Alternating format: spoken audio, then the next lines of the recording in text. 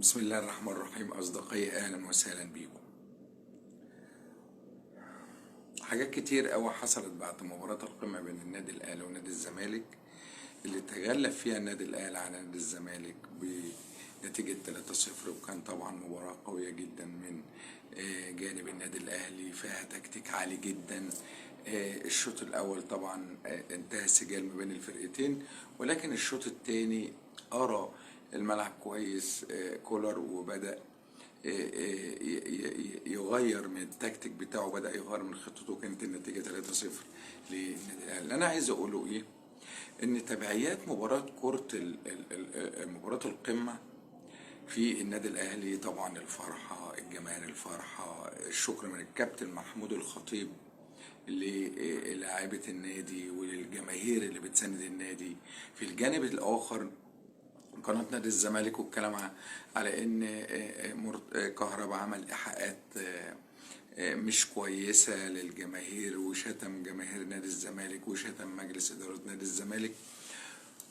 واحنا مش عارفين، احنا ما شفناش الكلام ده، ولكن هم بيقولوا ان الكلام ده موجود، وفي مذكرة اتقدمت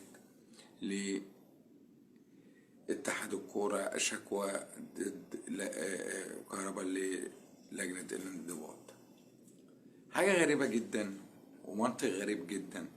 وبرضه هم مازالوا لسه مش عايزين يبطلوا، ولسه مش عايزين، ولسه بيحكوا في الخطأ، ولسه بيحكوا في الغلط، ولسه مش عايزين يحترموا نفسهم، ولسه هيتكلموا كتير قوي في امور غير منطقية وهيزيدوا. وبعدين في نوع غريب جدا، ان في عايزين يوصلوا للمشاهد ان هم صح، بيتكلموا على القيم والاخلاق والمبادئ، وان كهربا اهان نادي الزمالك. اهان نادي الزمالك ازاي يعني؟ وقيم ومبادئ ايه اللي انتوا بتتكلموا عنها؟ وانتوا نادي الوطنية والقيم ازاي؟ ما احنا مش فاهمين يعني. المستشار مرتضى منصور لما يطلع يشتم كل يوم وعلى نفس القناة اللي انت بتتكلم فيها، يبقى ده نادي مبادئ وطنية؟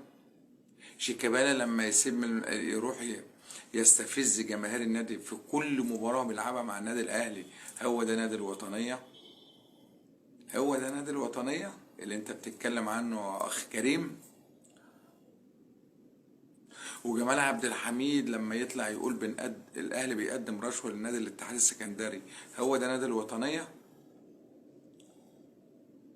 وصبحي يطلع يتكلم ويقول لك ان النادي الاهلي مش المباراه مش مباراه قمه، القمه الحقيقيه ما بين النادي الاهلي ونادي بيراميدز هي دي الوطنيه، وهي دي الاحترام، هو ده التقدير. وان انتوا كل يوم بتغلطوا في النادي الاهلي، هو ده القيم، وهي دي القيم اللي انتوا بتتكلموا عنها، والمبادئ اللي انتوا بتتكلموا عنها. ايه يعني؟ مش فاهمين يعني. انتوا علمتونا ايه في الاعلام؟ احنا اتعلمنا منكم ايه؟ رئيس مجلس الاداره بيشتم، جمال عبد الحميد بيطلع يتكلم مش عارف يتكلم، صبحي بيطلع يتكلم مش عارف يتكلم، ايهاب الفولي مش عارف يتكلم، خالد لطيف عمال ينفخ في البالونه، كريم عمال ينفخ في البالونه، خالد الغندور ما بيتكلمش في منطق. ايه يعني؟ مفيش حاجه عندكم على فكره، كل تصرفاتكم خاطئه وبحياد، كلكم مخطئين على فكره، في حق ناديكم، في حق ناديكم، مش في حقنا ان انتوا ما تفرقوش معانا يعني. ده بالنسبة لجانب تبعيات مباراة القمة. في حاجة تانية مهمة جدا، كل يوم أقاويل بأن أيمن أشرف هيتم إعارته ورامي ربيعة هيتم إعارته. رامي ربيعة من أفضل المدافعين اللي موجودين في النادي الأهلي وفي مصر، وأيمن أشرف من أفضل المدافعين اللي موجودين في النادي الأهلي وفي مصر. كل يوم الإعلام يطلع يقول لك إعارة ربيعة، إعارة أيمن أشرف. أنت شفتوا رامي ربيعة عامل إيه في المباراة إمبارح؟ أنت شفتوا رامي ربيعة وقف خط هجوم نادي الزمالك كله على الإطلاق؟ مفيش حد عدى منه. شفتوه امبارح يعني؟ شفت اداؤه، شفت رجولته، شفت حسه على انه يعني هو يعني هنقول لكم ايه؟ عمل حاجات كتير جدا في مباراة القمة، وكان من افضل اللعيبة اللي موجودة في مباراة القمة. بيغيب غيبته وبيرجع على اعلى مستوى، ودايما موجود ودايما حاضر في اي وقت ما الجهاز الفني بيطلبه. فمش عايزين كلام النادي الاهلي اللي قال هنعير، واللاعب مستواه كويس جدا وعلى قدر المسؤولية، ويبقى لاعب كويس جدا جدا في الجانب الدفاعي. عموما مبروك للنادي الاهلي.